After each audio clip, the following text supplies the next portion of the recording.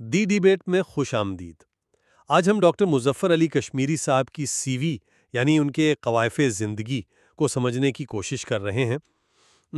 ہمارے سامنے سوال یہ ہے کہ ان کا جو علمی اور پیشہ ورانہ سفر رہا ہے اس کی کہانی کیا بنتی ہے، خاص طور پر ان کی تعلیم جو انہوں نے مختلف اداروں سے حاصل کی، ان کی تدریس، تحقیق اور خاص کر ان کے تراجم کو کس نظر سے دیکھا جائے۔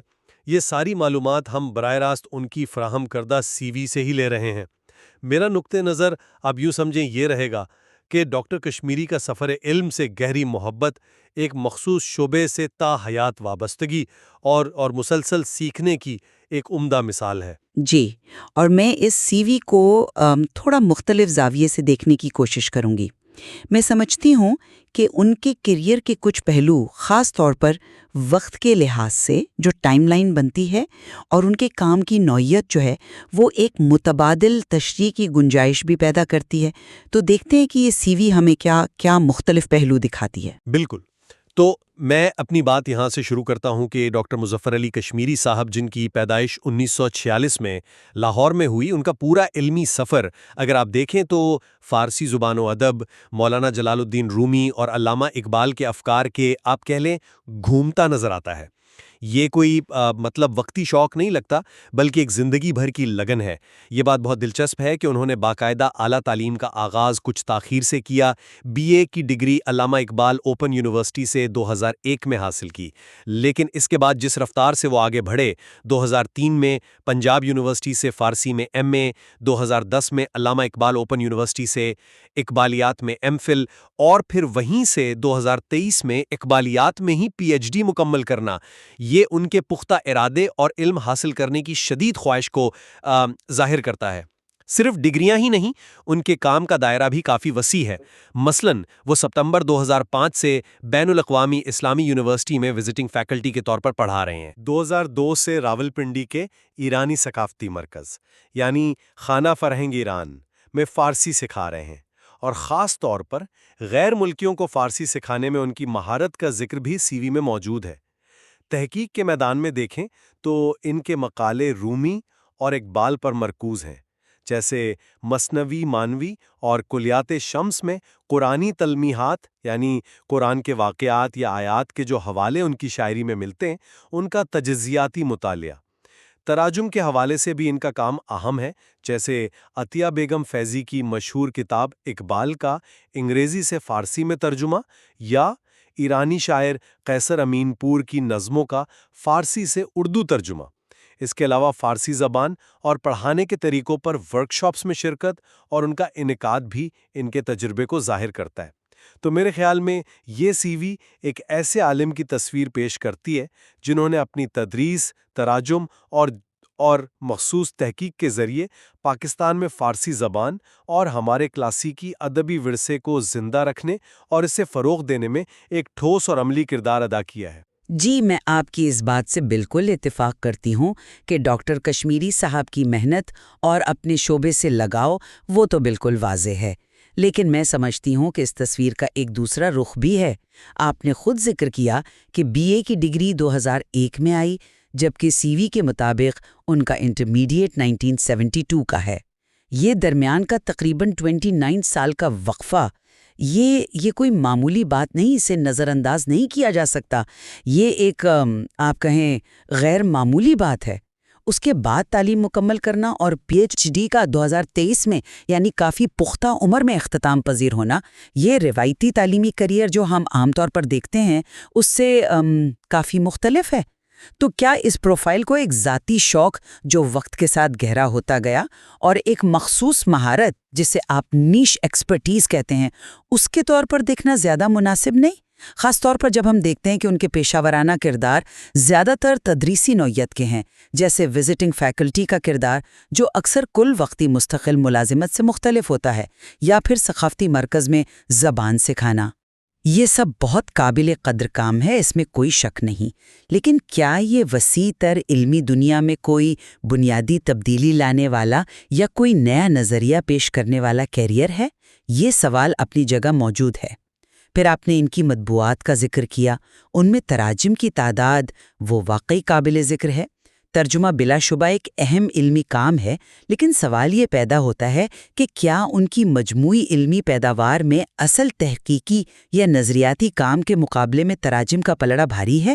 ان کی تحقیق جو رومی اور اقبال میں قرآنی حوالوں پر ہے، وہ کتنی ہی گہری کیوں نہ ہو، کیا وہ ان موضوعات پر پہلے سے موجود علمی مباحث میں کوئی بالکل نیا زاویہ پیش کرتی ہے یا قائم شدہ نظریات کو چیلنج کرتی ہے، یا یہ زیادہ تر ایک مخصوص پہلے سے طے شدہ دائرے کے اندر تجزیہ ہے؟ اس سے یہ تاثر ملتا ہے کہ شاید ان کا اثر و رسوخ وسیع علمی حلقوں یا نظریاتی پیش رفت کے بجائے زیادہ تر فارسی زبان سیکھنے سکھانے والوں اور اقبالیات اور رومیات کے مخصوص حلقوں تک ہی محدود رہا ہو۔ تو یہ ایک گہری مہارت کی کہانی ضرور ہے، لیکن شاید اس کے اثرات کا دائرہ بھی اتنا ہی مخصوص ہے۔ آپ نے یہ جو تعلیمی سفر میں وقفے کی بات کی ہے، یہ واقعی قابل غور نکتہ ہے، لیکن کیا اس طویل وقفے کو صرف منفی انداز میں ہی دیکھنا ضروری ہے؟ میں سمجھتا ہوں کہ 1972 میں انٹرمیڈیٹ کرنے کے بعد 2001 میں بی اے کرنا یہ ظاہر کرتا ہے کہ زندگی میں شاید کچھ رکاوٹیں آئی ہوں گی یا حالات سازگار نہیں ہوں گے، لیکن علم حاصل کرنے کی جو لگن تھی وہ باقی رہی، اور جب موقع ملا تو نہ صرف تعلیم مکمل کی بلکہ پی ایچ ڈی تک پہنچے۔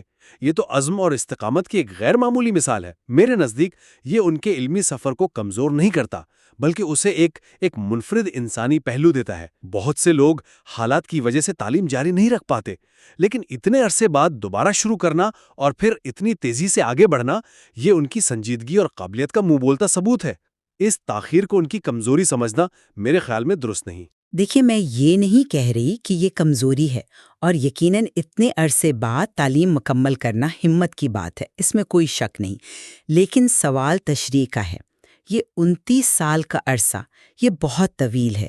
سی وی ہمیں یہ نہیں بتاتی کہ اس دوران وہ کیا کرتے رہے۔ کیا کوئی اور پیشہ تھا؟ کیا علمی سرگرمیاں پس پردہ جاری تھیں؟ یہ معلومات نہ ہونے کی وجہ سے ہم صرف اندازہ ہی لگا سکتے ہیں۔ اور یہ سوال اپنی جگہ اہم ہے کہ کیا اس تاخیر نے ان کے مجموعی علمی اثرات کی نوعیت یا وسعت کو کسی طرح محدود کیا؟ کیا یہ ممکن ہے کہ ان کا علمی سفر ایک کل وقتی تعلیمی کیریئر کے طور پر شروع نہیں ہوا، بلکہ شاید ایک ذاتی دلچسپی تھی جو آہستہ آہستہ پختہ ہوئی اور پھر باقاعدہ تعلیم کی شکل اختیار کر گئی؟ یہ فرق اس لیے اہم ہے کیونکہ یہ ہمیں یہ سمجھنے میں مدد دیتا ہے کہ ہم ان کے مجموعی کیریئر کو کس فریم ورک میں رکھ کر دیکھیں۔ کیا یہ ایک روایتی پروفیسر جیسا کیریئر ہے یا اس کی نوعیت مختلف ہے؟ چلیں اب ذرا ان کی علمی خدمات کی نوعیت پر بات کرتے ہیں۔ آپ نے تراجم پر زیادہ زور ہونے کا نقطہ اٹھایا، میں اسے تھوڑا مختلف زاویہ رکھتا ہوں۔ میرے خیال میں تراجم کو محض اصل تحقیق سے کم تر سمجھنا درست نہیں، خاص طور پہ جب وہ ترجمے ایسے ہوں جو دو زبانوں اور ثقافتوں کے درمیان آپ کہیں پل کا کام کریں۔ مثال کے طور پر عطیہ بیگم فیضی کی کتاب جو انہوں نے یورپ میں اقبال کے ساتھ گزرے وقت پر لکھی تھی، اس کا انگریزی سے فارسی میں ترجمہ کرنا اقبالیات یا فارسی جاننے والے قارئین کے لیے ایک اہم ذریعہ فراہم کرتا ہے۔ اسی طرح کیسر امین پور جیسے اہم جدید ایرانی شاعر کو اردو میں متعارف کرانا اردو ادب کے لیے ایک اضافہ ہے۔ بعض اوقات ایک اچھا ترجمہ اصل تحقیق سے زیادہ وسیع اثرات مرتب کرتا ہے، خاص طور پر اگر وہ نصاب کا حصہ بن جائے یا علمی حلقوں میں زیر بحث آئے۔ ان کی سی وی میں ایریا آف اسپیشلائزیشن میں واضح طور پر تدریس کا ذکر ہے، خاص کر غیر ملکیوں کو پڑھانا۔ یہ بذات خود خصوصی مہارت ہے۔ تو کیا یہ عملی خدمات، یہ ثقافتی پل تعمیر کرنا اور یہ مخصوص تحقیق جیسے رومی اقبال قرآن کا باہمی تعلق مل کر ایک قابل قدر علمی پروفائل نہیں بناتے؟ میں ترجمے کی اہمیت سے انکار نہیں کر رہی، یقیناً یہ ایک مشکل اور اہم کام ہے، لیکن علمی دنیا میں عام طور پر اصل نظریاتی کام نئے تصورات پیش کرنے یا موجودہ علم میں اضافے کو ایک خاص وزن دیا جاتا ہے۔ سوال یہ ہے کہ ڈاکٹر کشمیری کی سی وی میں اس توازن کا جھکاؤ کس طرف زیادہ نظر آتا ہے؟ ان کے ایم فل اور پی ایچ ڈی کے مقالے جن کا موضوع رومی اور اقبال کی شاعری میں قرآنی تلمیحات کا تجزیاتی مطالعہ ہے، بلا شبہ ایک محنت طلب کام ہوگا، لیکن کیا یہ موضوع بذات خود اقبالیات یا رومیات کے مطالعے میں کوئی نئی بحث چھیڑتا ہے، یا یہ پہلے سے موجود اور معروف موضوعات کا مزید گہرائی میں جائزہ ہے؟ سی وی میں ان کے غیر مطبوعہ فارسی مقالوں کی فہرست بھی اسی طرح کے موضوعات مثلاً مولانا رومی کی انسان دوستی، اقبال اور رومی کے کلام میں فقر، انہی کا احاطہ کرتی نظر آتی ہے۔ یہ سب ان کی اپنے موضوع پر گرفت کو ظاہر کرتا ہے، لیکن وسیع تر علمی منظرنامے پر اس کے اثرات کیا ہیں، یہ سوال باقی رہتا ہے۔ کیا ہم کہہ سکتے ہیں کہ ان کی تحقیق نے اقبالیات یا فارسی ادب کے مطالعے کی سمت پر کوئی قابل ذکر اثر ڈالا؟ یا یہ زیادہ تر پہلے سے موجود فریم ورک کے اندر ایک عمدہ کام ہے؟ جہاں تک ان کے پیشہ ورانہ کردار اور اثرات کا تعلق ہے، اس پر بھی بات ہونی چاہیے۔ بین الاقوامی اسلامی یونیورسٹی جیسے بڑے ادارے میں سپٹمبر 2005 سے، یعنی تقریباً آپ کہہ لیں 2 دہائیوں سے بطور وزٹنگ اسسٹنٹ پروفیسر منسلک رہنا، یہ کوئی معمولی بات نہیں۔ اسی طرح ایرانی ثقافتی مرکز میں 2002 سے مسلسل تدریس جاری رکھنا بھی ان کی مہارت اور تسلسل کو ظاہر کرتا ہے۔ اس کا مطلب ہے کہ یہ ادارے ان کی قابلیت پر اعتماد کرتے ہیں اور ان کی خدمات کو قدر کی نگاہ سے دیکھتے ہیں۔ وزٹنگ فیکلٹی ہونا شاید مستقل ملازمت جیسا نہ ہو، لیکن طویل عرصے تک اس حیثیت میں کام کرنا بذات خود ایک مستقل کردار کی نشاندہی کرتا ہے۔ یہ ظاہر کرتا ہے کہ وہ عملی طور پر سالہ سال سے طلباء کی ایک بڑی تعداد کو پارسی زبان و ادب سے روشناس کرا رہے ہیں، جو بذات خود ایک بڑا علمی اور ثقافتی کام ہے۔